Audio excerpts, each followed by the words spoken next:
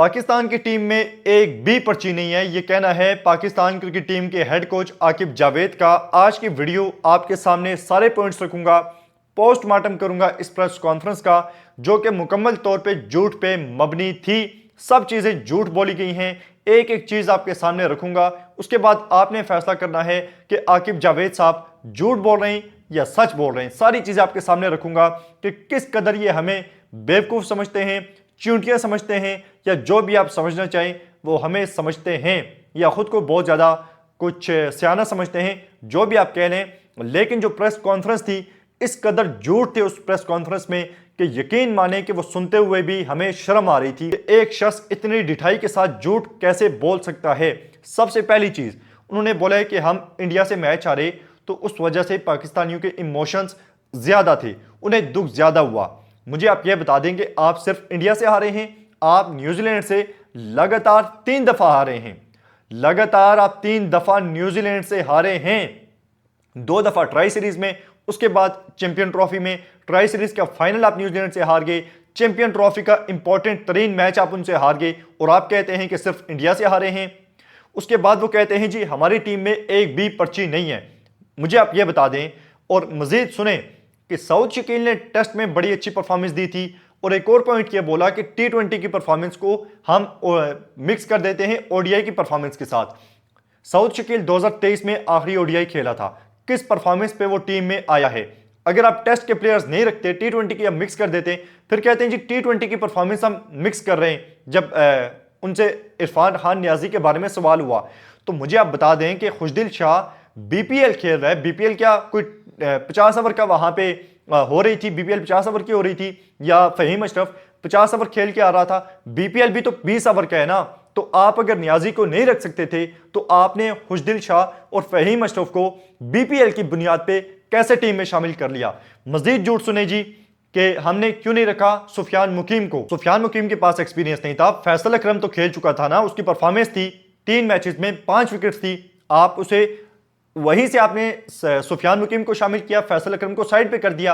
आप उसकी जब परफॉर्मेंस थी 4 विकेट्स उसने ली थी जिम्बाब्वे के अगेंस्ट, हम सबके सामने उसकी बॉलिंग थी, अच्छी बॉलिंग कर रहा था। आप उसे लेकर जाते साउथ अफ्रीका में, साउथ अफ्रीका के बाद आप उसे ट्राई सीरीज खिलाते, 9-10 मैच अगले के पूरे हो जाते, और वो चैंपियन ट्रॉफी में कुछ एक्सपीरियंस के साथ खेल लेता। और यह मसला भी नहीं है कि यहाँ पे उसे पिचेस का एक्सपीरियंस नहीं है, डोमेस्टिक की परफॉर्मेंस पे वो बंदा आया था, इन्हीं पिचेस पे खेल के वो बंदा आया था, और डोमेस्टिक में बहुत ज्यादा एक्सपीरियंस ले चुका था, परफॉर्मेंस उसकी थी ना। तो आप जब उसको परफॉर्मेंस के बावजूद टीम में लाए, उसने परफॉर्मेंस दी, साइड पे करके आपने सुफियान मुकीम को डाला, फिर आपने सुफियान मुकीम को यह कहकर साइड पे कर दिया कि उसके पास एक्सपीरियंस नहीं है। आप बात कर रहे हैं एक्सपीरियंस की, उस्मान खान जो एक मैच नहीं खेला आपने उसे स्क्वाड में डाल दिया, उसका कौन सा एक्सपीरियंस था। उस्मान खान जिसने कोई डोमेस्टिक के टोटल 10 मैच खेले होंगे, इंटरनेशनल एक मैच नहीं खेला, डेब्यू आप उसे करवाने लगे थे, और उसके पास कौन सा एक्सपीरियंस आ गया है। उसके साथ हसीबुल्लाह जिसके कोई 50 के लगभग मैचेस हैं लिस्ट ए के, उसे आपने नहीं शामिल किया। हसीबुल्लाह उस्मान खान से 10 गुना बेहतर है, आपने उसे नहीं शामिल किया। टेक्निक देख के, हर चीज में आप देख लें, उस्मान खान से वो प्लेयर बेहतर है। आकिब जावेद साहब ने मजीद फरमाया है कि हम पिछले 5-6 महीने से बड़ी अच्छी क्रिकेट खेल रहे हैं, हमने अफ्रीका को हरा दिया है, ऑस्ट्रेलिया को हरा दिया है। पूरी सीरीज में आपके नजर में जो है ना वो सिर्फ एक प्लेयर था, और उसका नाम था साइम अय्यूब। उसके अलावा किसने आपको मैच जितवाए। और ऑस्ट्रेलिया की जहां तक बात है तो बॉलर्स हमेशा वहां पे अच्छी बॉलिंग करते हैं, बस उन्हें ऑस्ट्रेलिया में खिलाया करें। जो हमारा हारिस रऊफ है, ऑस्ट्रेलिया के अलावा कहीं भी उसकी बॉलिंग कभी आपने देखी है। ऑस्ट्रेलिया की पिचेस नहीं मिलेंगी तो जीते हुए मैच आपको हरवा देगा। तो ऑस्ट्रेलिया में आप जीते थे तो सबसे बड़ा किरदार आपका साइम अय्यूब का था, और अफ्रीका में भी वो प्लेयर नहीं था अभी, और जो आप लेकर गए हैं।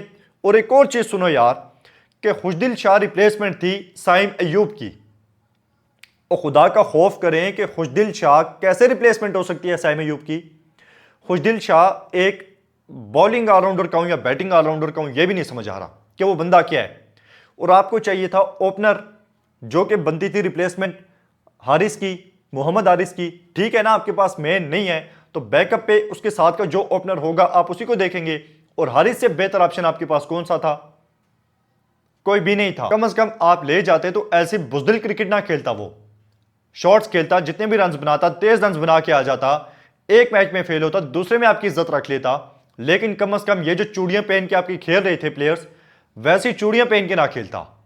और जो बड़ा मसला है वो ये है कि वो बात कर रहे हैं कि हमें इंडिया से हारने के बाद जो है वो लोगों को बड़ा दुख हुआ है और प्लेयर्स दुख में हैं, प्लेयर्स बहुत दुखी हैं। भाई हाक प्लेयर आपके दुखी हैं, मैं अगली वीडियो में बात करता हूं, लेकिन क्या दुखी हैं आपके प्लेयर्स? दांत नहीं बंद हो रहे थे उनके ग्राउंड में, हालांकि पता था कि ना सिर्फ इंडिया से हारने लगे हैं बल्कि चैंपियन ट्रॉफी से बाहर होने लगे हैं, और उनकी जो बत्तीसी थी ना बंद नहीं हो रही थी। और आप कह रहे हैं कि प्लेयर्स दुखी हैं। और जहां तक हमारी बात है, हम इंडिया से हारने की वजह से दुखी नहीं है, हम इसलिए दुखी हैं कि न्यूजीलैंड आपको 3 में से 3 मैच मार चुका है, आप चैंपियन ट्रॉफी से बाहर हो चुके हैं।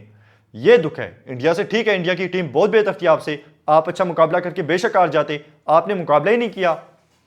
तो ये जो प्रेस कॉन्फ्रेंस थी मुकम्मल तौर पे झूठ, और मुझे नहीं समझ आती कि क्रॉस क्वेश्चन वहां पे क्यों नहीं पूछे जाते आकिब जावेद से, या जो भी बंदा आके झूठ बोलता है आजकल कोई उससे वापस क्वेश्चन क्यों नहीं पूछता।